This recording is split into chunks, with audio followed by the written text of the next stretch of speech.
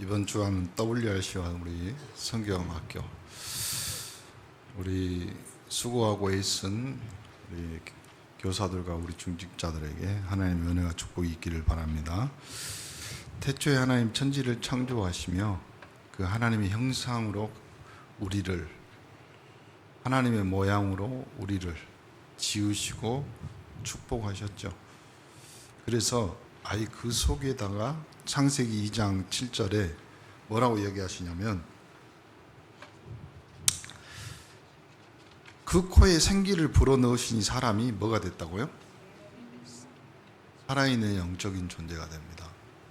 그러므로 창세기 2장 16, 17절에 그 영적인 존재인 사람에게 하나님이 직접 말씀합니다. 이 땅에 생육하고 번성하지만 에덴이라는 축복을 누리면서 그것을 경작하고 갖고 와라. 그러나 생명을 알게 하는 생명나무의 실과는 따먹지 마라. 그리고 언약을 맺었죠. 하나님이 말씀 주자마자 사단은 그 하나님의 말씀을 가지고 시험, 유혹, 그리고 올무에 빠짐. 창세기 3장 1절부터 6절에 보면 그 중에 가장 강교한 뱀, 사단이 뱀을 통해서요 인간을 아주 세밀하게 그리고 속임수에 빠질 수밖에 없는 그 상태로 인간을 유혹하죠. 인간이 하나님의 말씀을 거역하고 사단의 말을 따랐다. 그러므로 그걸 죄라고 그러고 그 죄를 인간이 지었기 때문에 죄인이 된 겁니다. 그 배후에는 지금도 불순종 아들들 가운데 역사하는 영적인 존재 흑암 저주 재앙을 가져다주는 사단이 우리를 너희 아비 마귀처럼 우리를 완전히 종 노예가 되게 하여서 완전히 올무 함정 틀 속에 갇혀놓고 운명 사주팔자에 거기다가요 옴짝달싹 못하게 아이 쇠사슬에 묶여있는 거러사인의 광인처럼 사망과 죽음만 있는 무덤가를 뱅뱅 도는 인생이 되게 만들었어요. 그때 하나님이 우리가 그 사망의 음침한 골짜기 죄인 되었을 때 하나님이 내가 그 현장에서 끄집어낼 그리스도란 말은 길이란 뜻입니다. 그리스도란 말은 그 사망에서 건져낼 생명이라는 겁니다. 그리스도는 이 땅의 모든 진리, 모든 지혜를 뒤엎을 참 진리라 이 말이에요. 내가 곧 길이요 진리요 생명이라. 나로 말미암지 않고는 아버지께로 올 자가 없다. 내가 생명의 성령의 법으로 죄와 사망의 법에서 너희를 해방시키겠다. 내가 마귀의 일을 멸하겠다. 그러므로 누구든지 주의 이름을 부르는 자는 구원을 얻습니다. 우리는 어디 시설에 가서 어디다 그림 그려놓고 또 열심히 기도하고 열심히 봉사하고 하나님은 우리에게 딱 한 가지만 요구했습니다. 누구든지 주의 이름을 부르는 자는 구원을 얻으리라. 하나님의 아들이 되는 권세, 영접하는 자 곧 그 이름을 믿는 자들에게는 하나님의 자녀가 되는 권세를 주셨습니다. 그 권세는 그리스도만 가능합니다. 기름 부어서 선지자, 제사장, 왕으로 우리의 모든 인생의 길을 여시고 하나님 만나는 유일한 길이며 저주, 재앙, 사망의 지옥의 병행에서 죽을 수밖에 없는 우리를 생명의 성령의 법으로 끄집어내서 법적으로 너는 해방자요, 너는 자유인이다. 선포한 그리스도.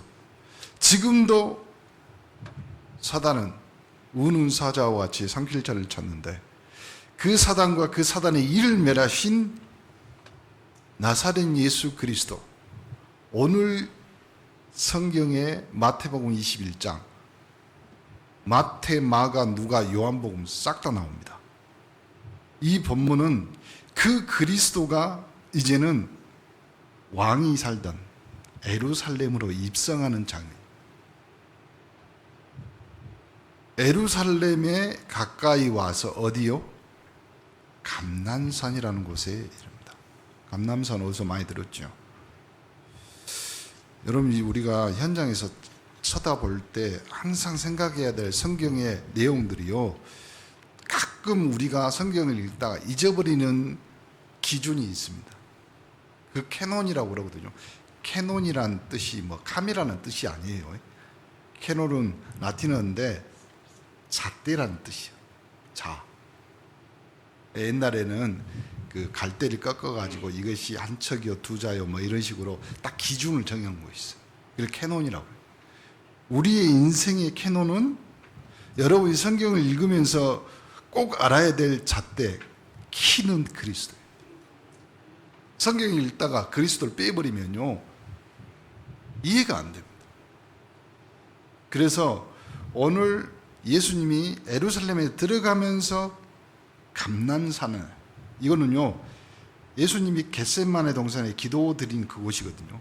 그리고 예루살렘을 한눈으로 이렇게 싹 다 쳐다볼 수 있는데, 그리고 예수님이 피땀 흘리면서 대제사장 쪽으로 대중보의 기도를 드린 장소가 여기. 가룟유다의 배신과 그로 인해서 로마 군병들이 와가지고 예수님이 끌어간 장소가 여기입니다. 그러니까 그곳에서 제자 둘을 보내죠. 뭐라고 그럽니까? 맞은편 마을로 가라. 거기에 메인 나귀와 나귀 새끼가 있다. 풀어 내게 끌고 오라. 풀어서 끌고 오라. 뭐라고 하면 주가 쓰시겠다. 근데 여기서 우리가 놓친 장면이 하나 있습니다. 뭐냐면 예수님이 제자 둘을 보내서 백주 대낮에 나귀 새끼를 끌어갖고 와라. 도둑질 시킨 겁니다. 이거냐면 주인이 왜요 갑자기? 왜 우리 나귀를, 보세요. 메인 나귀와 나귀 새끼입니다. 메어놨다는 말은 주인이 있다는 말이에요. 주인이 있는데 그냥 가서 끌고 와. 그런데 예수님이 거기다가 뭐라고 했냐면, 만일 누가 무슨 말을 하거든, 그 말이 무슨 말이에요? 도둑질하다 들켰으면 뭐라고 대답해야 된다? 주가 쓰시겠다. 그리하면 즉시 보낸다. 이렇게 말씀입니다. 주가 쓰시겠다. 그러면요, 이 안에는 어마어마한 내용이 들어있습니다. 우리 인생도 마찬가지입니다.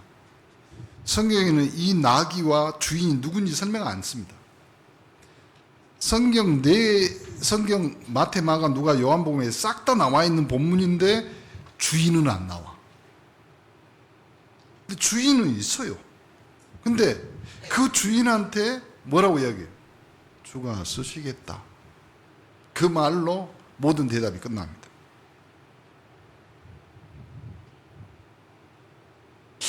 가만히 보면요, 예수님이 뭔 일을 하시거나 또 누구를 병을 치유하거나 주님이 원하시는 일, 이 일을 하실 때는 어느 때든지 설명하지 않습니다. 생각해 보세요. 설명이 되겠냐고요. 가만히 생각해 보세요. 여러분이 구원받아 하나님 자녀 됐습니다. 그리고 친구에게 너 어쩌고 그렇게 많이 변했냐? 설명은 해요. 설명은 해. 이 말을 이상하게 들으면 안 됩니다. 설명은 해요. 근데 설명이 되어져요? 다시 물어볼게요. 여러분 구원받아 하나님 자녀 돼서 지금 여기 예배 드리고 그리고 이제 오후에 가서 친구 만나고 커피 한잔 하면서 너 오랜만에 보니까 이뻐졌다. 그러면 우리가 대답을 하잖아요. 너도 그래. 이렇게 말하잖아요. 근데 너 왜 이렇게 달라졌니? 그러면 내가 이렇게 해서 신앙생활하고 뭐 이렇게 대답할 거 아니에요. 그럼 설명을 쭉 해. 설명을 쭉 했는데 설명이 되어져요? 지금 저도 설명이 안 되잖아요. 이거 주가 쓰시겠다 하나님이 원하시는데 어느 때는 설명 안 씁니다. 보세요. 갑자기 가라고도 하고 멈추라고. 그리고 사렙다 가부는요 자기 아들하고 딱 먹을 한 끼 식사밖에 없습니다. 근데 내놔. 아브라함에게 100살의 아들을 줘요. 아들을. 그리고 이삭을 번제로 그 하나님 성격이 이상해요. 줬다 뺏어가는 건 뭐냐 이 말이죠. 설명을 안 했어요. 설명이 생략되어 있는 거예요. 왜 그러냐면 오직 하나님이 하시는 일, 우리가 아무리 힘 있어도 이런 일을 못하니까 하나님이 설명해도 너희들 못 알아들어 이럴 것 같죠. 근데요 여러분에게 믿음이 생기는 말씀에 순종하잖아요. 그러면 이해가 돼요. 설명이 되어져요. 누구에게요? 다른 사람한테는 설명이 안 되어도요 여러분의 영혼과 여러분의 믿음에게는 설명이 되어져. 이해가 되어집니다. 보세요. 바로 뒤에 제자들의 순종이 나와요. 아무것도 없습니다. 스승이 하는 말이에요. 제자들에는. 이 제자가 둘이 누군지는 몰라요. 근데 예수님 말에 토를 안 달 사람 두 사람 보냈겠죠. 그리고 백주 된 날에 나귀를 그냥 보는 데서 끌고 올 수 있는 사람, 뭐 베드로나 뭐 이런 그러겠죠. 순종하면 이해가 되어지고 순종하면 하나님이 그 일을 통해서 하나님의 말씀의 성취를 여러분의 눈에 그리고 여러분 생각과 마음에 분명히 담아두십니다. 보세요. 그리고 나서 주인한테 허락을 받잖아요. 나귀 주인의 허락, 이건 어떤 학자는, 성경학자는 믿음이 없어서 그런지 뭐라고 제가 뒤져봤거든요. 인터넷도 뒤져보고 주석도 다 뒤져봤는데 제일 믿음 없이 써놓은 학자가 한 사람이 있습니다. 이름 밝힐 수 없습니다. 그 사람의 굉장히 권위가 있기 때문에. 근데 이 학자가 뭐라고 써놨냐면 그건 이미 예수님과 약속되어 있을 것이다. 사람이 이성으로 생각하는 거죠. 성경에 그런 말 없습니다. 종도 아니고 제자도 아니고 순순히 한마디 항변 없이 아무도 쓰지 아니한 나귀를 내어드릴 수 있냐 이 말이에요. 한 번도 쓰지 않아.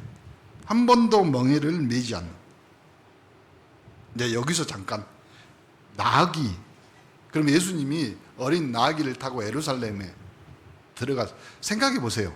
그럼 꼴이 우슬. 우리 생각이라니까요. 이스라엘에는 왕만 나귀를 타고 입성합니다. 우리는 말 타고 이렇게 들어가고 뭐 이렇게 하잖아요.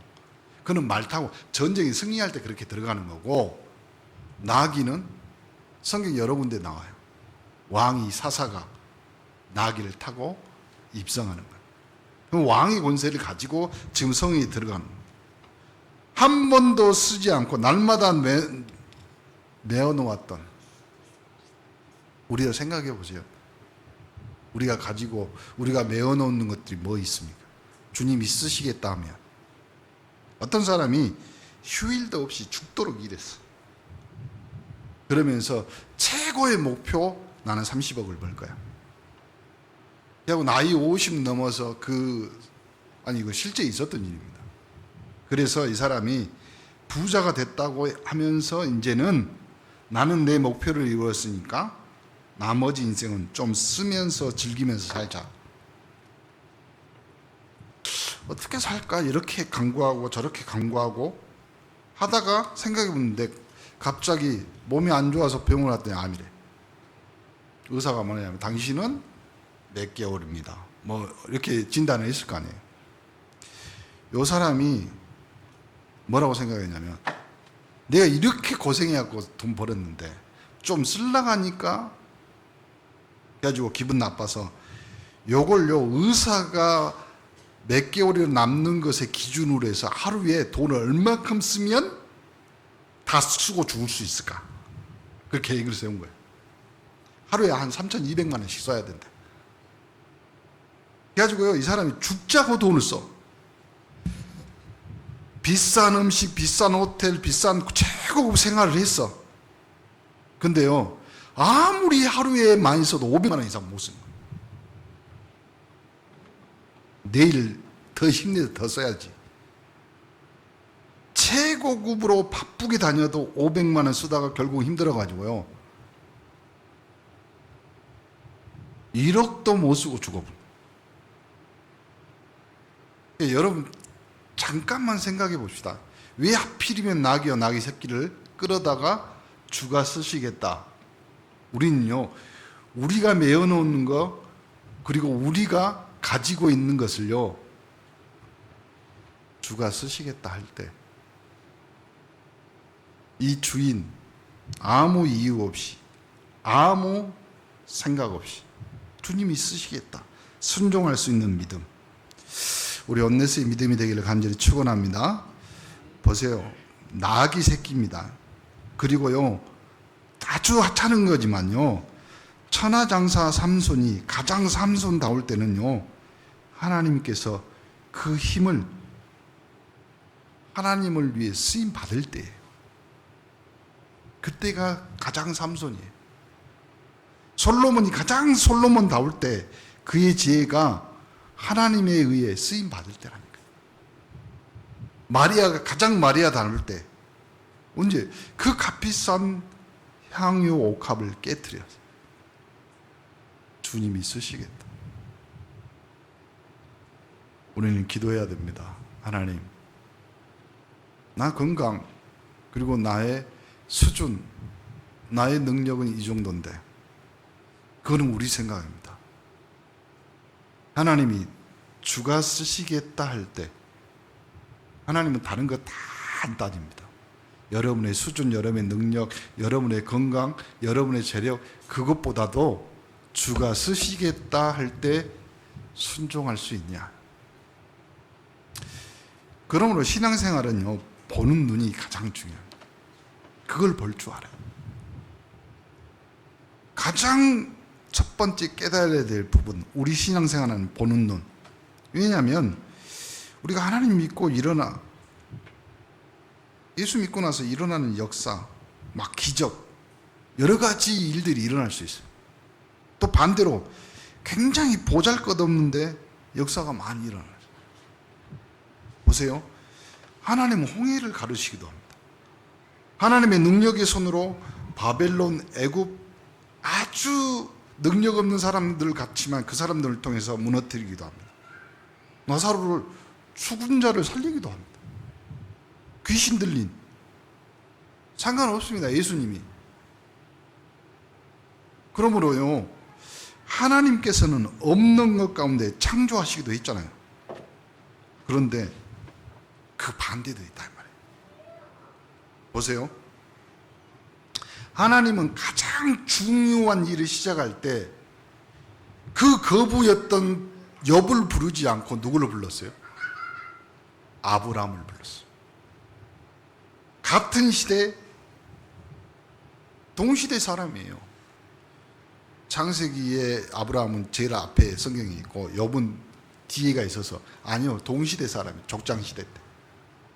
그런데 왜 하필이면 하나님은 욥을 불러다가 당대의 의인이요 거부고 하나님을 잘 섬겼죠. 그런데 중요한 이스라엘의 역사, 하나님의 구속사의 역사를 시작할 때 욥이 아니라 아브라함을 불렀어요. 아버지 은세공업자, 아버지는 뭐였어요? 우상 만드는 사람이었어요. 하란에서 아버지 형 다 죽었어. 그러니 도망 나올 수밖에 없죠. 왜 욥이 아니고 왜 아브라함입니까? 왜 잘난 여러분의 친척들, 그리고 여러분보다 실력 있고 능력 있는 친구들 아니고 왜 여러분이 예수 믿냐 이 말이에요. 그러니까 우리는 우리 수준으로 생각합니다. 우리보다 멋진 차를, 우리보다 능력 있는, 실력 있는, 상관없습니다. 하나님은 하나님 당신 마음대로 하십니다. 그걸 하나님의 절대 주권이라고. 우리를 부르셨다, 그 말은 다른 말로 하면 하나님의 은혜가 나에게 임한 겁니다. 하나님은 이스라엘 노예도 되게 놔두셨습니다. 아니, 하나님의 능력으로 노예 거기서 끄집어낼 수 있습니다. 근데 왜 거기서 노예되게 하셨습니까? 또는요, 이스라엘 민족이 가나안 땅을 정복하게 되었습니다. 거기에 우상 모든 것을 싹 다 몰아내야 됩니다. 근데요, 이스라엘에서 가장 겁없고, 아니 겁 많고, 물도 손으로 이렇게 눈치 보면서 먹는 기드온의 300용사를 불러다가 사건을 치릅니다. 네 일이 아니라 내 일이라 이 말이에요. 하나님, 우리의 인생을 다시 생각해 봅시다. 우리가 살아가는 인생이지만, 우리가 살아보는 인생이지만, 하나님은 네 인생이 아니라 내 인생이다. 이스라엘이 가장 어려울 때 이스라엘의 최고의 선지자는 엘리야였죠. 그런데 그 엘리야를 언제 불렀냐? 가장 이스라엘 역사에서 악한 왕, 그리고 전 세계에 이만큼 어마어마한 왕비가 없어. 왕이 왕비에게 보고를 해. 그 정도로 심각할 때 하나님은 엘리야를 부릅니다. 여러분이 알다시피 성경 보면 에레미야, 이사야 같은 선지자 다들 어려움을 당했어요. 마지막으로 예수님이 어디서 태어났습니까? 왕국에서 태어났습니다. 아니, 그것이 안 되면 차라리 모세처럼 왕국으로 들어갈 수 있는 루트가 왜 없겠습니까? 그런데 가난한 목수의 아들, 오직했으면 예수님의 제자 중에 나다나엘이 뭐라 하잖아요. 갈릴리에서 무슨 선한 것이 나겠느냐. 갈릴리 출신. 요 사람들, 어부요, 갈릴리 사람이요, 헤롯 땅 데모하는 사람이 다 불러다가 예수님은 제자를 만들었어요. 예수님의 탄생도 마찬가지입니다. 생각해 보세요. 평생을 살면서 불신자들에게 욕먹을 자기 엄마 마리아. 그렇잖아요. 사람들은, 불신자들은 성령으로 잉태된 것을 모르잖아요. 이해가 안 되잖아요. 그러니 거기서 태어난 예수. 자, 하나님의 역사는 크게도 나타나지만 보잘것없는 데서도 나타납니다. 큰 교단, 큰 단체가 일어나서 전도도 하고 했습니다. 근데 그 뿌리가 지금 남아 있습니다. 이번에 우리 전도자의 고백, 또 우리 WRC 하면서요, 다른 거 없어요. 렘넌트들을 우리가 남겨놓고 이 땅에서 하나님 앞에 정확히 결정하는 겁니다. 우리는 이 일 하다가, 이거 하다가 하나님 앞에 간다. 오늘 본문 보면 전부 예언된 사건이잖아요. 그냥 낙이 타고 들어갔다? 아니요. 스가랴 9장 9절에 보면요, 500년 전에 이미 이 내용을 예언해 놨습니다. 호산나. 호산나가 무슨 뜻이에요? 찬양하라. 신앙의 눈으로 보면 예수님이 이제 예루살렘 성에 입성했단 말은, 다른 말로 하면 기독교 우리 교회 안에 교회력이 있어요. 이 본문은 뭐 어디 시작하냐면 예수님의 고난, 사순절 전에 이 본문이 나옵니다. 그러니까 예수님의 고난은 너무나도 중요해요. 그 고난이 없었으면 예수님이 고난당하기 시작할 때 가장 중요한 기간, 그러니까 모든 사람은 다 도망갔잖아요.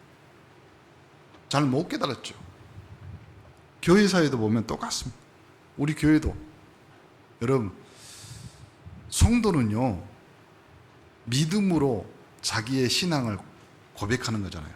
그럼 그 믿음의 크기는 어디서 결정돼요? 본인이 어려울 때가 아니라니까. 본인이 시험당할 때 믿음으로 선택하는 것이 아니에요. 그거는 하나님이 주신 축복이고, 여러분이 본인이 시험당하고 어려움 당했다, 그건 하나님이 축복하신다는 것이 성도의 사인이에요.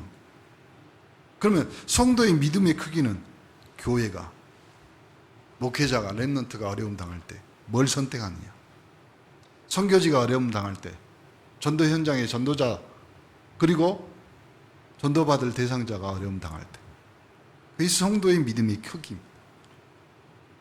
만약 예수님이 고난당한 일이 없다면 그럼 끝이에요. 예수님은 고난만 당하셨습니까? 그 고난 속에 우리의 모든 죄를 지시고 십자가에서 딱 한마디 하십니다. 내가 다 이루었다. 그게 우리 신앙의 가장 큰 핵심이고, 우리 신앙의 고난의 전환점이, 예수 그리스도의 고난의 전환점이 우리의 뭐가 돼요? 승리가 되는 겁니다. 그래서요, 여러분의 신앙의, 여러분의 삶의, 여러분의 믿음의 역전은요, 그리스도가 십자가에서 내가 다 이루었다 말씀하시고 죽음에서 3일 만에 부활한, 죽음을 역전시킬 것은 이 땅에 아무것도 없습니다. 사망을 생명으로 바꿀 수 있는 것은 그리스도의 부활밖에 없습니다. 여러분의 인생을 역전시킬 수 있는 확실한, 그래서 이 예수가 오늘 왕으로, 내가 죽음의 왕으로, 사망의 왕으로 고난당하기 위해서, 그 죽음과 사망은 인류의, 우리의 모든 죄를 지시고 모든 사망을 짊어지시고 오늘 그 왕으로 낙이 타고 예루살렘 성으로 입성하는. 그러므로 모르는 사람들, 어린아이들 겉옷을 펴서 가지를 꺾어서 지금 호산나 찬양한, 온 성이 소동났어. 왜요? 예수님이 낙이 타고 들어왔어요. 그 말이 무슨 말입니까? 이스라엘 사람들은 다 아는 겁니다. 온 성이 소동하여, 누구냐? 갈릴리에서 나온 예수라는 선지자다. 세상은 성공의 주제를 어떻게 잡습니까? 한비자라는 사람이 이런 책을 썼잖아요. 하나님 모르는 사람이잖아요. 임금에게 글을 올리는 거죠. 그러면서 자기 마음에 있는 글을 임금에게 쓴 건데, 내용이 뭐냐면 임금이 되려고 하면 이래라 저래라 이런 말입니다. 훌륭한 임금이 되려면 이렇게 해야 된다. 첫 장부터 끝까지 하나의 주제, 무슨 주제가 나오냐면 모든 사람은 이익을 위해 살다가 이익을 위해서 죽는 거다. 그렇기 때문에 신하를, 그리고 누구를 할 때 그 사람에게 이익을 뭐하고 뭐 이런 식으로 이제 설명합니다. 그러면 예수님은 다른 사람이 너에게 뺨을 때리거든 이쪽 뺨을 대주라. 완전히 옷 한 벌 달라면 속옷까지 주고, 오리를 가자고 부탁하면 심리까지 가라. 그리고 뭐라고 했어요? 십자가를 지고 나를 따라오라. 그 말이 되는 소리예요. 근데 우리는 왜 신앙 가운데, 믿음 가운데, 여러분의 고백 가운데 그것이 이해되어지고 그것이 여러분의 성공의 주제라고 판단되어집니까? 하나님의 성령의 은혜인 줄 믿습니다. 결론, 주님이 쓰시겠다 했어요. 여러분이 가지고 있는 나귀 새끼가 뭡니까? 그것이 여러분의 신앙 고백이 되기를 간절히 축원합니다. 내가 드릴 산 제물이 뭐냐? 오늘 나귀와 나귀 새끼를 그 주인은 허락도 안 받고, 아니 허락하니까 데리고 왔을 거 아니에요. 그리고 사람들이 그 나귀에다 겉옷을 깔고, 지난번에도 말씀드렸잖아요. 겉옷은 그 사람의 신분이다, 그 사람의 재산이다. 예수님 앞에 다 결론이 뭡니까? 호산나, 나무까지, 다윗의 자손 예수여. 지난주와 똑같습니다. 다윗의 자손 예수여. 이번 주는 다윗의 자손 이름으로 오시는 이여, 왕이라, 주의 이름으로 오시는 이여 찬송하려. 여러분이 오늘 주가 쓰시겠다 하실 때 그 주님의 이름으로 오는 나귀와 나귀 새끼를 내가 드리는 신앙 고백으로 여러분 인생 전체가 호산나로 응답하는, 대답하는 믿음의 고백을 드리는 주의 귀한 날 되기를 예수 그리스도로 축복합니다. 기도합니다. 하나님 감사합니다. 우리가 참 신앙이 되게 하옵소서. 하나님의 자녀임을 확인케 하옵시고 참된 응답을 받는 시작이 되게 하옵소서. 나의 것, 또 내가 가진 믿음을 주가 쓰시겠다 하온 우리의 신앙 고백, 믿음의 고백, 호산나로 답하게 하옵소서. 예수 그리스도 이름으로 기도합니다. 아멘.